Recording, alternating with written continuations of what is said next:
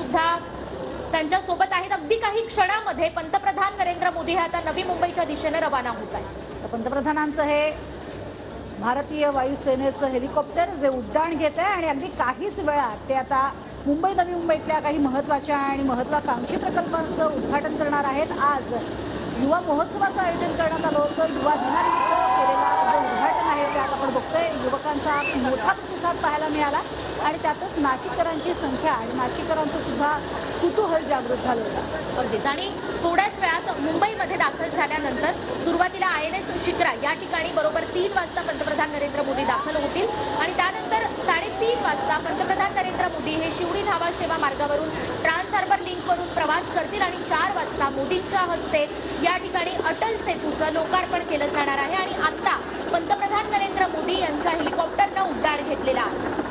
आपण बघतोय वेगवेगळे कार्यक्रम जे आहेत ते नियोजनबद्ध अशा स्वरूपाचे कार्यक्रम आहेत। त्यामुळे या कार्यक्रमांदरम्यान 3:30 वाजता आधी अटल सेतूवरून ते प्रवासही करतील, उद्घाटनही करतील।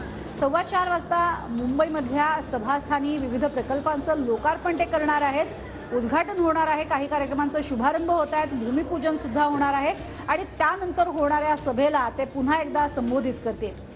अगदीच पंतप्रधान नरेंद्र मोदी यांचं भारतीय वायुसेनेचं हे हेलिकॉप्टर नवी मुंबईच्या दिशेने रवाना, मुंबईच्या दिशेनं।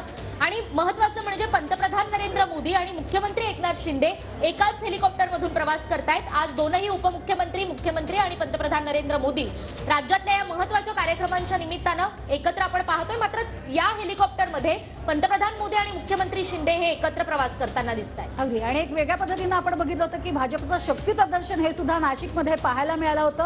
पंतप्रधानांचा रोड शो हे त्याचंच प्रतीक।